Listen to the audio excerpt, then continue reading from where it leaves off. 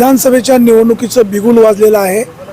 जुन्नर विधानसभा मतदारसंघातून शरदचंद्र राष्ट्रवादी काँग्रेस पक्षाकडून जिल्हा परिषदेचे माजी सदस्य आणि पवार साहेबांचे निष्ठावंत सहकारी शरद लेंडे यांना उमेदवारी मिळण्याची दाट शक्यता आहे। अशा प्रकारची चर्चा पिंपळवंडी गावामध्ये असल्यामुळे सगळ्याच मंडळींच्या चेहऱ्यावर आनंद ओसंडून वाहतोय। अर्थात ही उमेदवारी अद्याप अधिकृत जाहीर झालेली नाही, परंतु अनेकांच्या व्हॉट्सअपच्या स्टेटसला शरद लेंडे यांचा फोटो पाहायला मिळतोय। आता शरदराव लेंडे यांच्या सहकाऱ्यांना काय वाटतंय हा आपला जाणून घेण्याचा प्रयत्न आहे। आपल्यासोबत जुन्नर पंचायत समितीचे माजी उपसभापती शिवाजीराव काकडे आहेत। आपण जरा त्यांच्याकडनं जाणून घेऊया। काकडे साहेब, काय सांगाल? शरदराव लेंडे यांना शरदचंद्र पवार यांच्या पक्षाकडून महाविकास आघाडीची जुन्नरची विधानसभेची उमेदवारी घोषित झाल्याची चर्चा होते, फक्त अधिकृत घोषणा बाकी आहे। तुमच्या कानावर काय आलंय? तसं पाहिलं तर या तालुक्याची उमेदवारी वास्तविक पाहता इथून पाठीमागच शरदराव लेंडे यांना द्यायला पाहिजे होती, परंतु आदरणीय वल्लभशेठ बेनके साहेब यांचे निष्ठावान कार्यकर्ते असल्यामुळं त्यांना संधी असताना देखील वल्लभशेठच्या प्रेमापोटी आणि आदरणीय शरदचंद्र पवार साहेब यांच्यावर असणारी त्यांची निष्ठा, त्यांचा आदर राखून ते आजपर्यंत थांबले।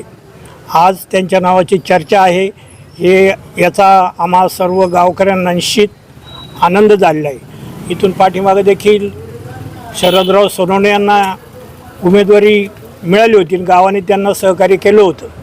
आता संपूर्ण आमचं गाव शरदरावच्या पाठीमागे निश्चित उभे राहील, कारण शरदराव लेंडेंच्या पाठीमागं उभं राहील, कारण ते एक निष्ठावंत आहे आणि शरद पवारांच्या पाठीमागं हे निष्ठेने ते उभे राहतील, एवढंच या निमित्ताने मी सांगतो। तर तीनही इच्छुक उमेदवार म्हणजे आता आमदार अतुल बेनके याच गावचे, तुमच्या गावामध्ये त्यांची जमीन आहे।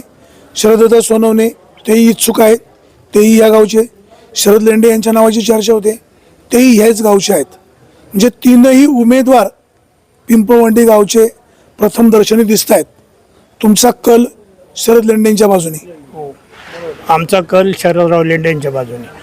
वास्तविक पाहता अतुल शेठनी सुद्धा हे पक्षांतर करायला नको होतं, कारण शरद पवारांना मानणारा हा तालुका आहे।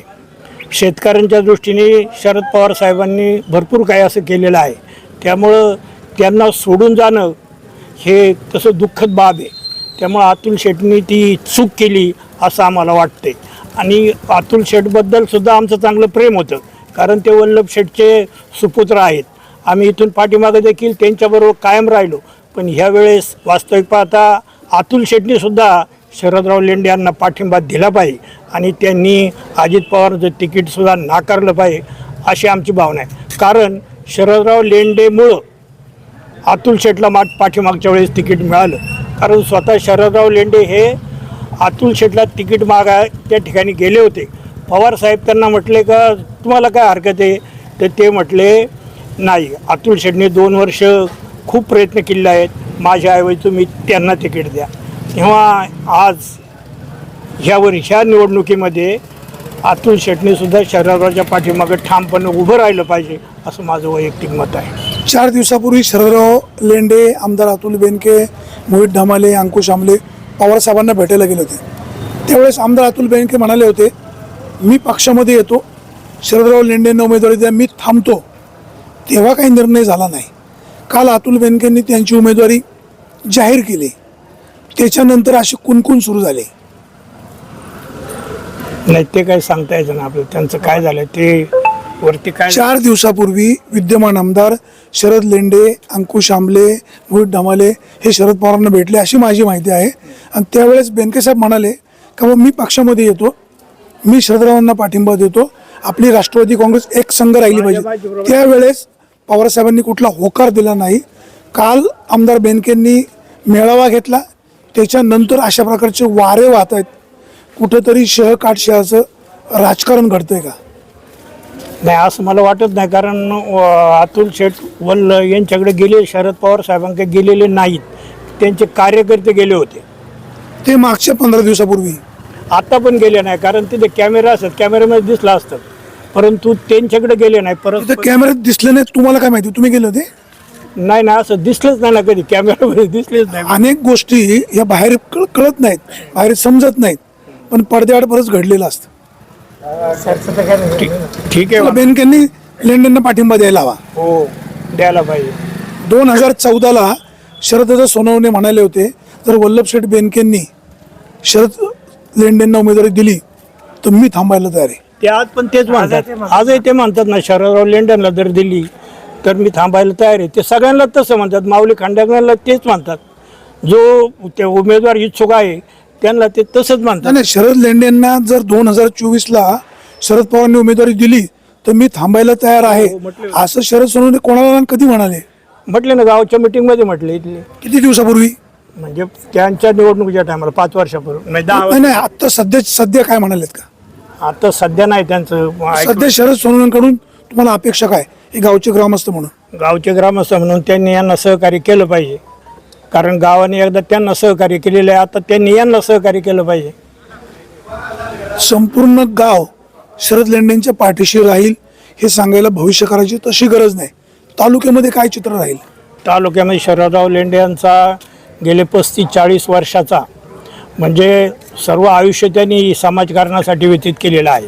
त्यामुळं तळागाळातील सर्व लोकांशी त्यांचा चांगल्या प्रकारचा संपर्क आहे. संपूर्ण तालुका त्यांना ओळखतो. कुठल्याही गावामध्ये गेलं तर 4-2 तरी कार्यकर्ते निश्चित त्यांना ओळखणारे आहेत. त्यामुळं तळागाळामध्ये त्यांचा संपर्क असल्यामुळं ते ह्या निवडणुकीत निश्चित विजयी होतील याची आम्हाला खात्री आहे. निवडणुकीमध्ये प्रचंड पैसे लागतात. शरदराव लेंडे यांचं साधं घर आहे, साधं व्यक्तिमत्व आहे. पिंपळवंडी गाव काही फंडिंग करेल का, पैसे गोळा करेल का? हो, मदत करणारे भरपूर आहे, करतील ना मदत. तुम्ही? आम्ही करणार ना. दिलीप बँकेचं काय आलं हा. तसंच झालं ना. उलट जो जास्त पैसे खर्च करतो तो विजयी होत नाही, आणि ज्याच्याकडे पैसे नसतात त्याला सहानुभूती असते. त्यामुळे शरदरावला एवढा खर्च येणार नाही. आणि आहे जो ना, काय येईल तो तुम्ही गावकरी गोळा करणार. करणार. काय तुम्हाला काय वाटतं, शरद लेंडेंचं नाव आता चर्चेमध्ये येते, लेंडेंना जर उमेदवारी मिळाली तर एक गावकरी म्हणून तुमची भूमिका काय राहील? शरदराव आले पाहिजे. मागच्या वेळेला आमचा एक पूर्वी शरददादा सोनवणे यांना मागच्या वेळेला गावाने संधी दिली. ह्यावेळेला ह्या शरदरावला लोकांनी देवाच्या सगळ्यांची गावकऱ्यांची इच्छा आहे ह्यावेळेला. मागच्या वेळेला महाविकास आघाडीकडून सत्यशील शेरकर, माऊली खंडागळे हे सुद्धा दोघंही पण काच्या करून तयार आहेत, उमेदवारी आम्हालाच. कालपर्यंत शेरकरांचं नाव पुढे होतं, आज शरद लेंडेंचं नाव पुढे आलंय. ठाकरेंची शिवसेना म्हणते जुन्नरची उमेदवारी माऊलींनाच. अजून कुठलीही अधिकृत घोषणा नाही. तुमच्या कानावर नेमकं काय आलंय? नाही, अजून नाही निश्चित काय. निश्चित काय तुमच्या नाही. कानावर काय? कानावर आवाज आहे शरदराव लेंड्यांचा, पण जेव्हा अधिकृत होईल त्याच वेळेला ना. म्हणजे जेवल्याशिवाय खरं नाही. खरं नाही. खरं काय ती मन काय? नाही. काय होतं ते काही लक्षात नाही. हा? काही होऊ शकतं त्याचं काय सांगता. काय म्हणाले? काही होऊ शकतं राजकारणात. राजकारणात काय होऊ शकतं? काही होऊ शकतं, बरोबर आहे. दादा, तुम्हाला काय वाटतं, शरदराव लेंडेंना जर उमेदवारी मिळाली तर तुमची भूमिका काय राहील? शरद लेंडेलाच मिळाली पाहिजे. मिळाली पाहिजे. असं सगळं गाव त्यांच्या गरीब कार्यकर्ता आहे, फाटका आहे, पैसे नाहीत, निवडणुकीला करोडो रुपये लागतात, मग तुम्ही गावकरी म्हणून तुमची भूमिका काय राहील? नाही, गाव मदत करणार ना, गाव मदत करणार लय वेळा.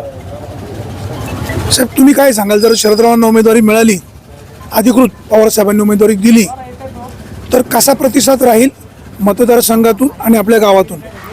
12 वाड्या 13 गाव शरदराव लेंडेंच्या पाठीमागं राहील आणि त्यांना पैशाची मी मदत करेन आणि सगळे गाव त्यांच्या पाठीमागं उभे राहील शरदराव लेंडेंच्या. तुमच्या गावचे दोन्ही नावकरी उमेदवार असणार आहेत, शरद लेंडे आणि शरद सोनवणे. मतदारांचा कल कोणाच्या बाजूने राहील? शरदराव लेंडेंच्या बाजून राहील. शरददादा सोनवणेंनी एवढा मोठा निधी आणला, तालुक्याचा विकास केला, गावासाठी पण ते झटत आहेत.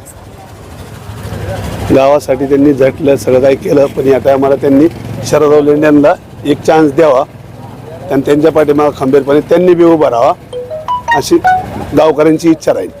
दादा, तुम्हाला काय वाटतं, जर शरद लेंडेंना उमेदवारी मिळायला हवी का, मिळाली तर काय चित्र राहील, काय सांगाल? 7 वर्षापूर्वी ज्या टायमाला निवडणूक होती, 5 वर्षापूर्वी 5 वर्षापूर्वी त्याच्या अगोदरची जी निवडणूक होती त्या टायमाला मी शरदरावांना स्वतः म्हटलं होतं का चला आपण बारामतीला जाऊ, मी अजितदादाला सांगतो मी गाडी भरून इथून जाऊ. त्या टायमाला शरदरावांनी सांगितले नाही, आदर म्हणून मला ते अजितदादांनी तिकीट द्यायचं कबूल केलं आहे, पण माझ्या इथं मी ज्यांच्यापाशी काम करतोय त्यांचा आदर म्हणून मी हे तिकीट स्वीकारणार नाही आणि पुढं चालून जर मला दिलं तर वल्लभ मेंढक्यांनी तर मी तिकीट उभा राहीन. तरी ते करून ते उभे राहिले नाहीत. त्याच्यानंतर परत निवडणूक झाली, त्या ठिकाणी शरदराव उभे राहिले. शरदरावांना त्या टायमाला गावाने उचलून धरलं, आमदारकी दिली, निवडून दिलं. शरदराव सोनवणे.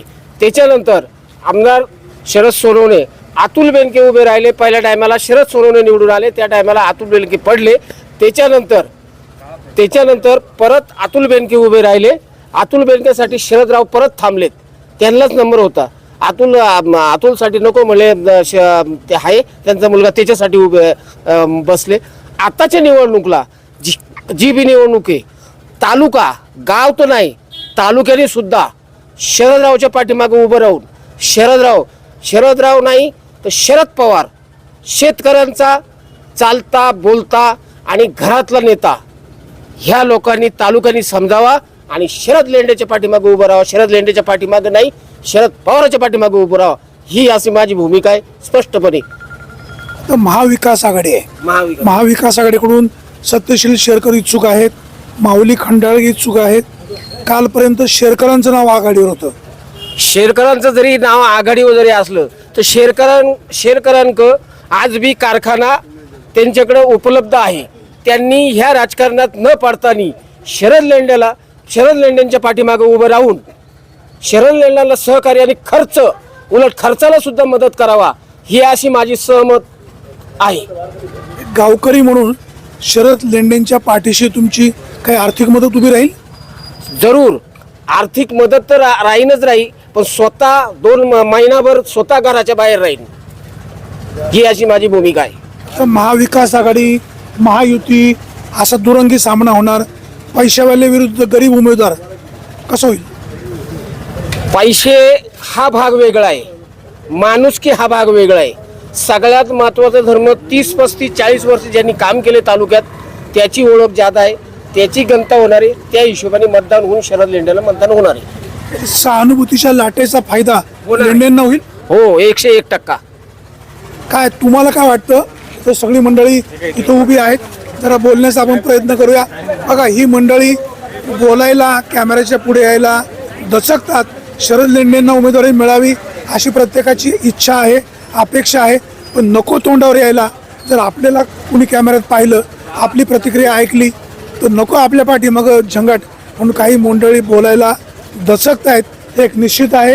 ह्या पिंपळवंडी गावातील ज्येष्ठ मंडळी, जर शरद पवारांनी जर शरद लेंडेंना उमेदवारी दिली तर आम्ही ठामपणे त्यांच्या पाठीशी उभे राहू, त्यांना आर्थिक मदत करू, महिनाभर आम्ही बाहेर पडू आणि लेंडेंना विजय करू, असं त्यांचं म्हणणं आहे.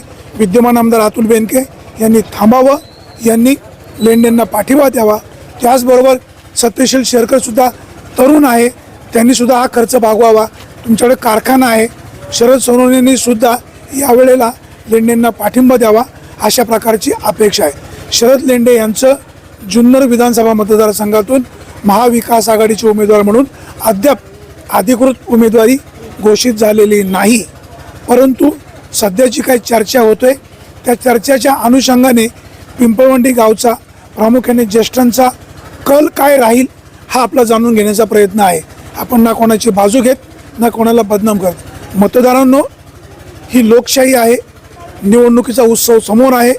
मतदानासाठी सगळे बाहेर पडा, मतदान कोणाला करा, तुमच्या मनातला उमेदवार असेल त्याला साथ द्या, परंतु मतदान 100% करा. कोणाच्याही प्रलोभनाला, आर्थिक फायद्यासाठी किंवा कोणाच्याही दादागिरीला, दहशतीला बळी न पडता मतदान करा, अशीच अपेक्षा. सुरेश वाणी, विघ्नर टाइम्स, पिंपळवंडी.